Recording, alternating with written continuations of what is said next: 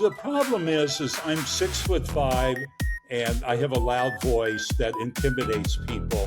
Doubling the number of qubits in 5 years, to 1 million qubits, I will be dead. And most of the people in the audience will be retired at best. The most amazing thing is everyone wants to take a selfie with you. If you were a Hollywood celebrity and this happened all the time when you walk down the street, it would get really annoying.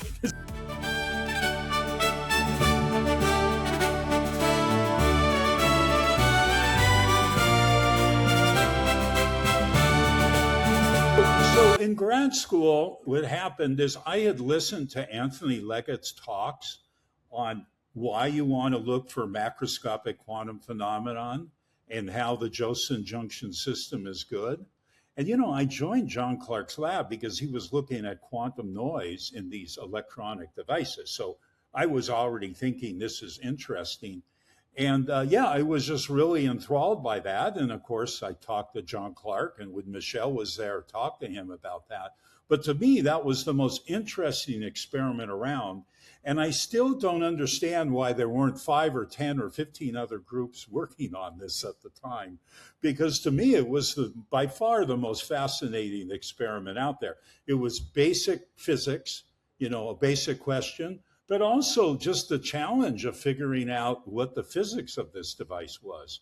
And it turned out that what people really hadn't appreciated is that you have to understand the microwave engineering of the device. And very early on, we did experiments, worked a little bit, but not really well. And it forced us to really think hard about the microwave engineering and, how we would measure things. And, we very soon went to the astronomy department and looked at their vector network analyzer and started playing around with that just to understand the microwave concepts. So, to me, it was great because we really got to explore something that, people hadn't really understood very, very carefully yet.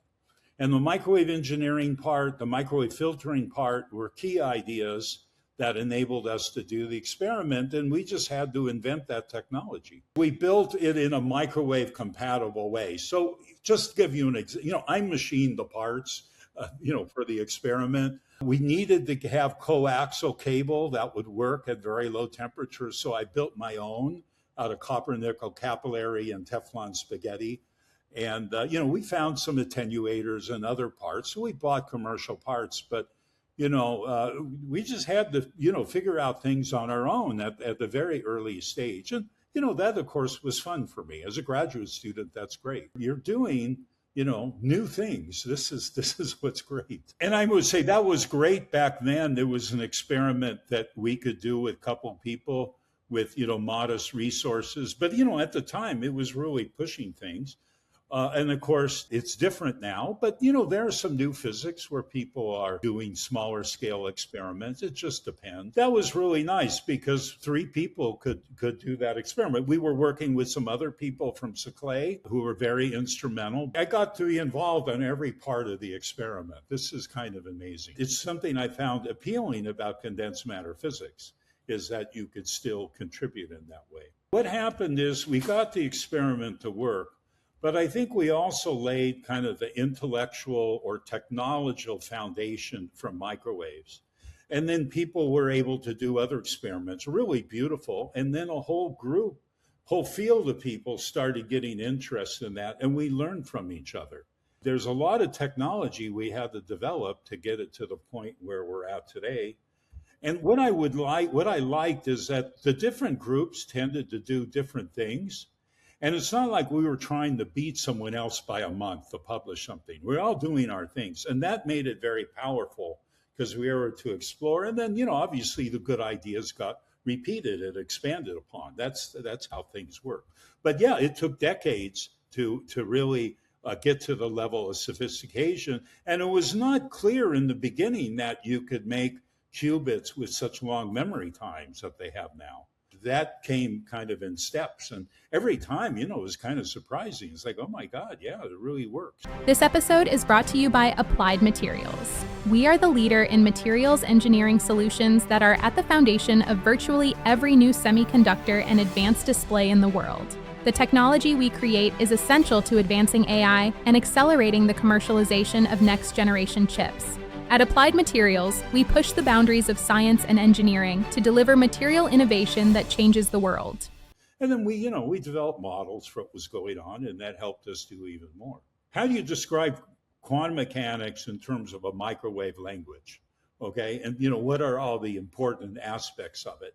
And it sounds really trivial right now, but back then people were very confused about this. And I think it was our insistence that we had to understand it that way. And we wrote some early papers that described the quantum physics in a way that you started with the classical microwave parameters, and then you derived what the quantum physics was. So at the very early stages, we were developing theory to understand that.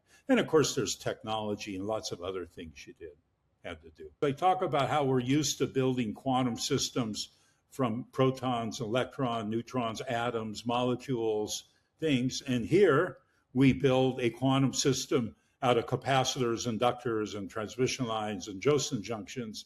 Our fundamental building block is different. And then Michel Devereux talks about how you put these together in different ways to make different qubits. And it's been great how everyone has explored that so well. These artificial atoms is actually quite a big field right now with all these different waves of people doing things.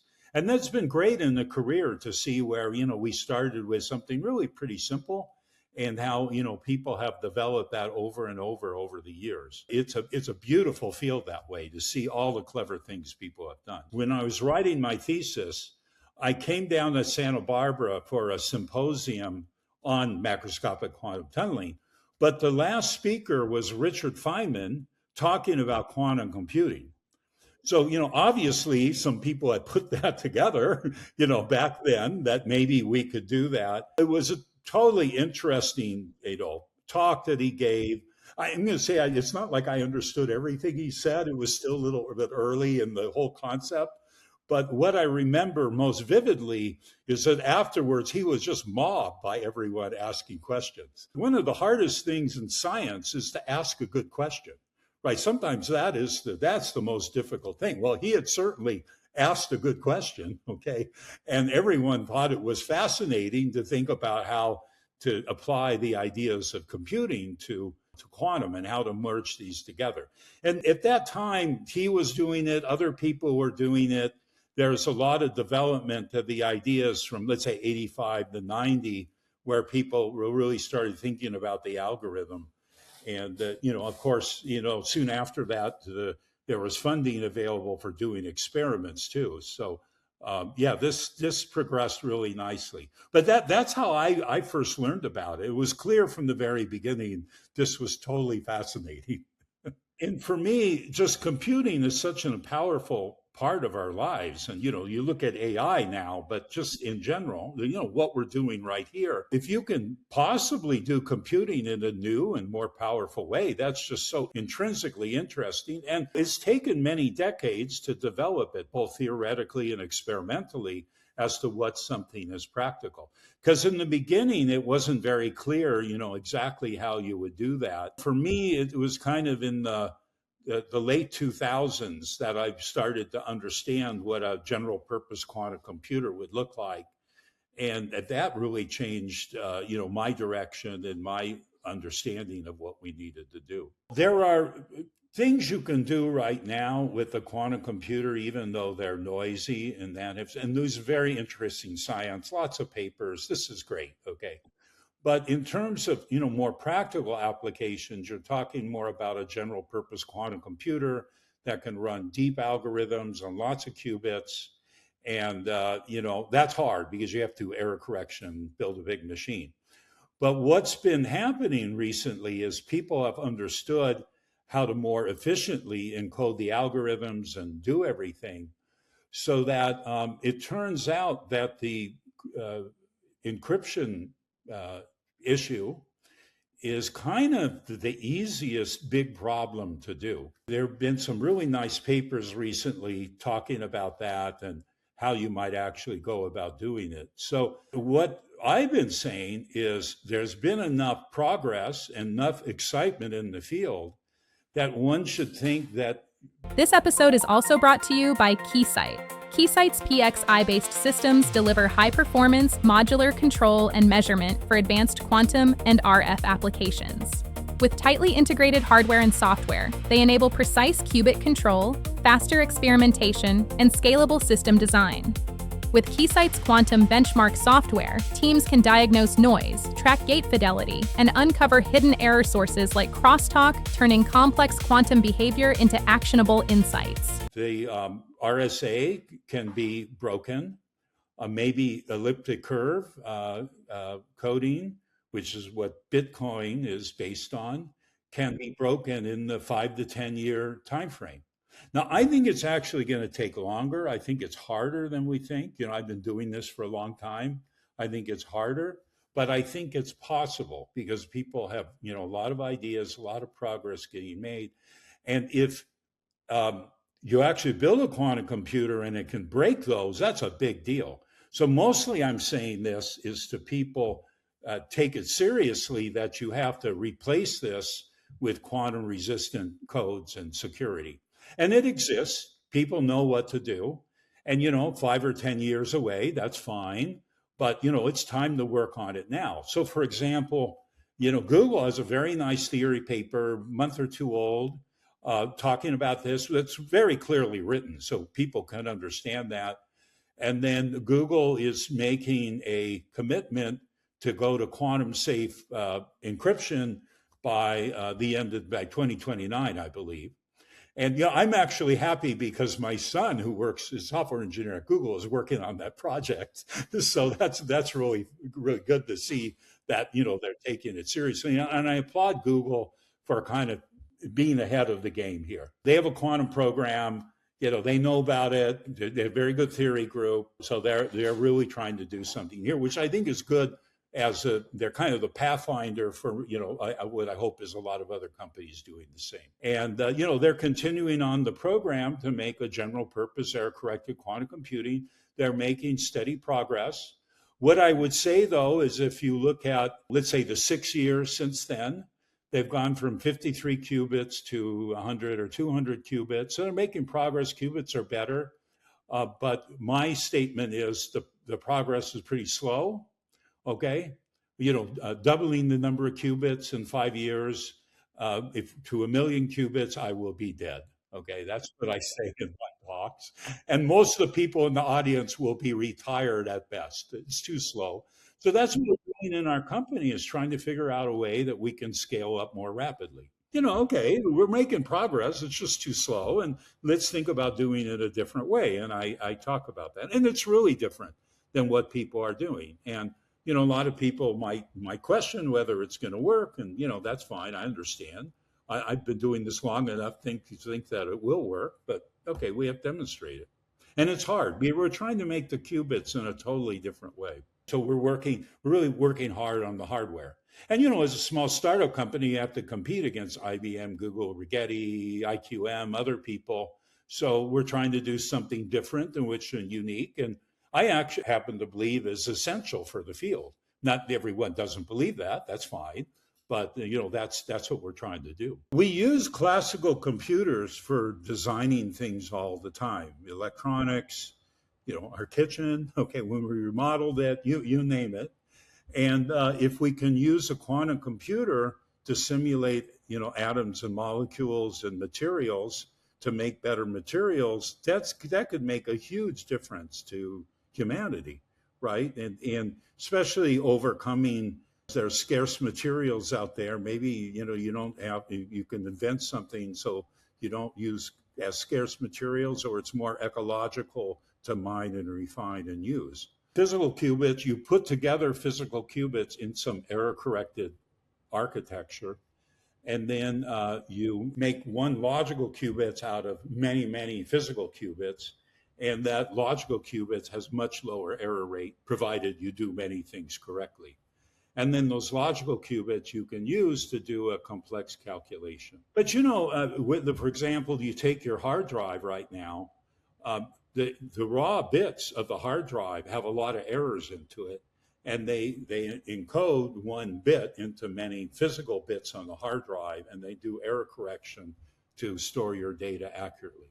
So this happens with regular computing. It's just in quantum computing, it's a little bit more difficult. Besides the bit flipping from 0 to 1, you can also have a change in the phase of the wave function. It's a second degree of freedom, and you have to build error correction that takes both of those into account.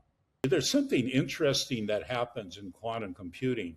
You can readily abstract away all the difficulties of real qubits into these mathematical objects. But the real problem is you have real qubits with real errors and real problems.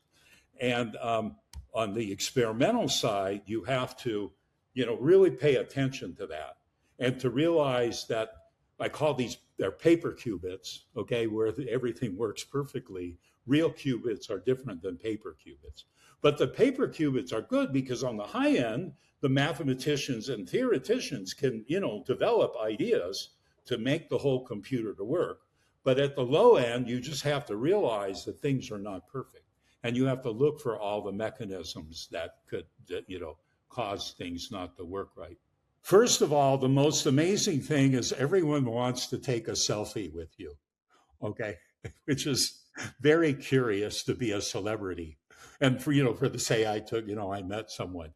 But what was interesting is after the quantum supremacy experiment, which is a pretty noteworthy experiment, that started happening to me. So with the Nobel Prize, it's, way over the top. And the one thing I can say, when I go to conferences, this happens, it's very charming and nice, and I get to talk to people. If you were a Hollywood celebrity and this happened all the time when you walk down the street, it would get really annoying. So I can understand why it's difficult for a real celebrity. But as a scientific celebrity, it's great. And yeah, it's just very kind, very nice to be recognized for this. And, all these nice things happen, including it's easier to do fundraising, because, people see that you have the credentials.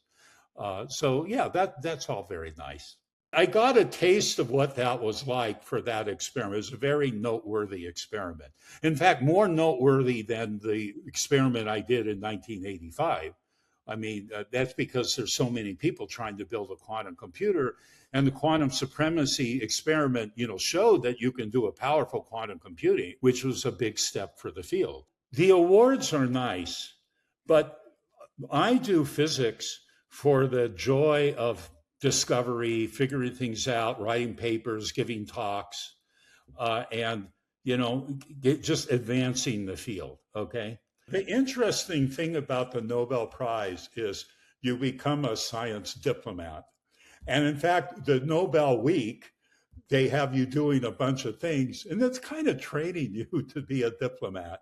And I actually enjoy it. And I especially enjoy talking to students and, just sitting down them and answering their questions.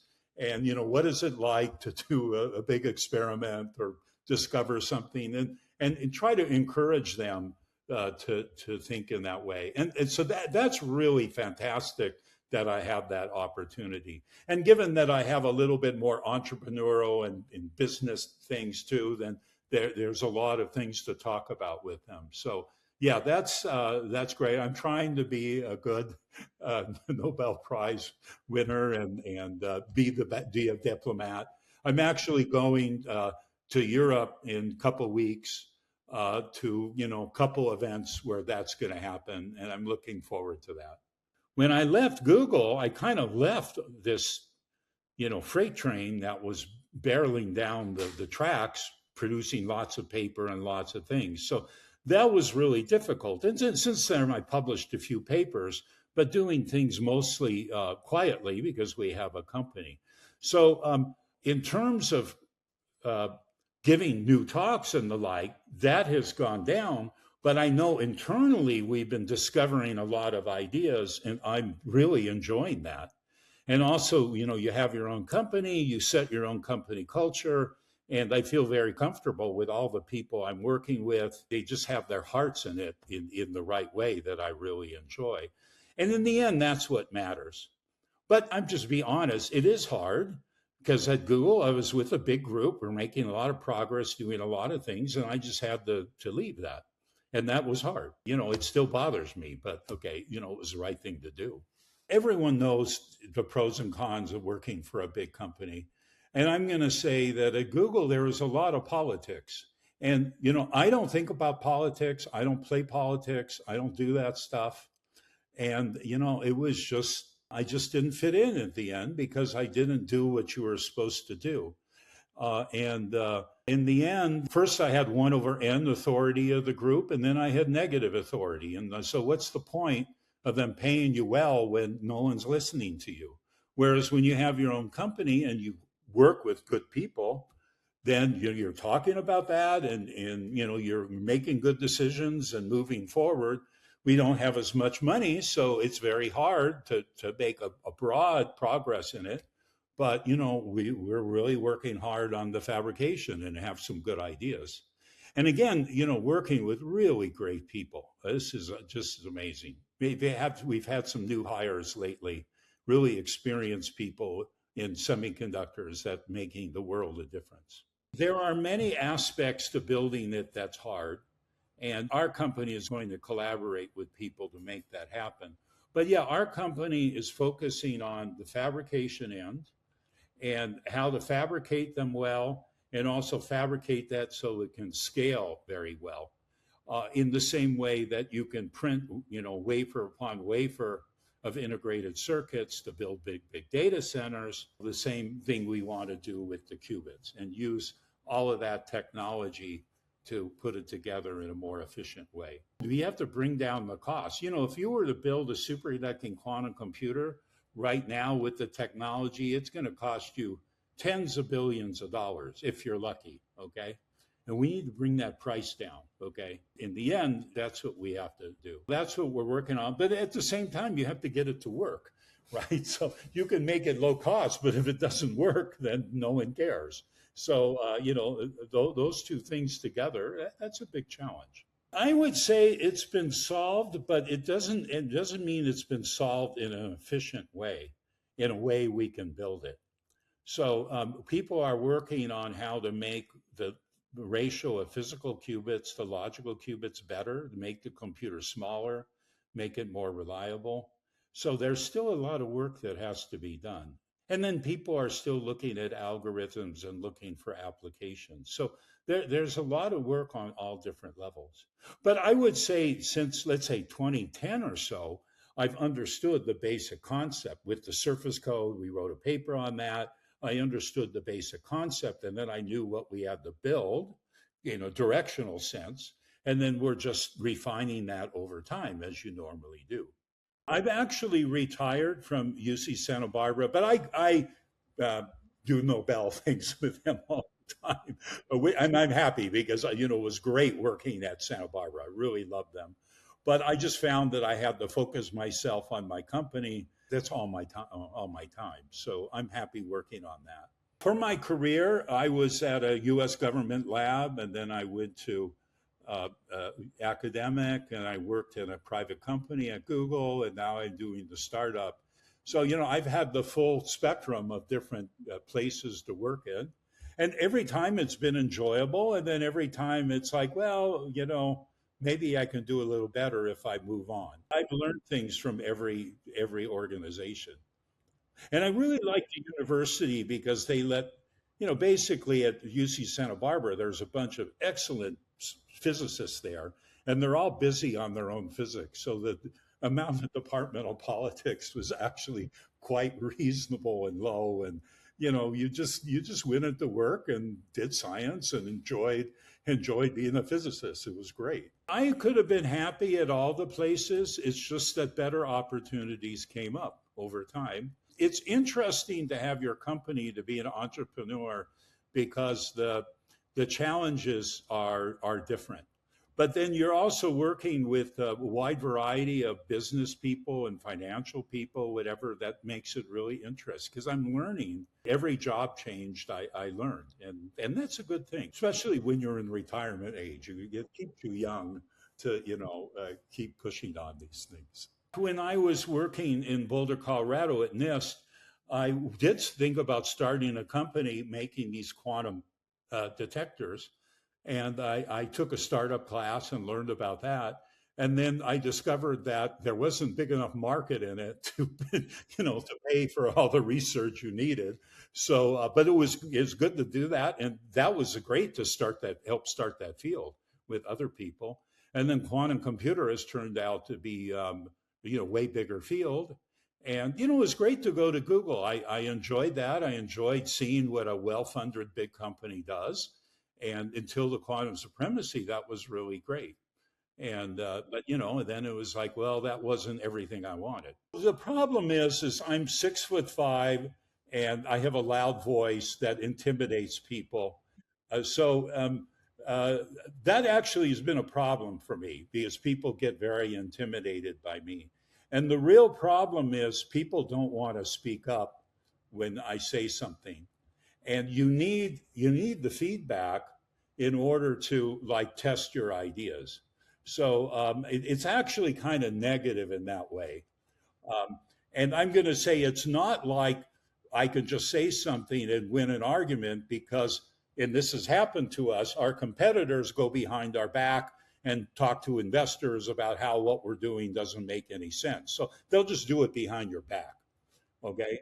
And fair enough. Okay. And if I'm not clearly articulating what we're doing to take care of that, that's fine.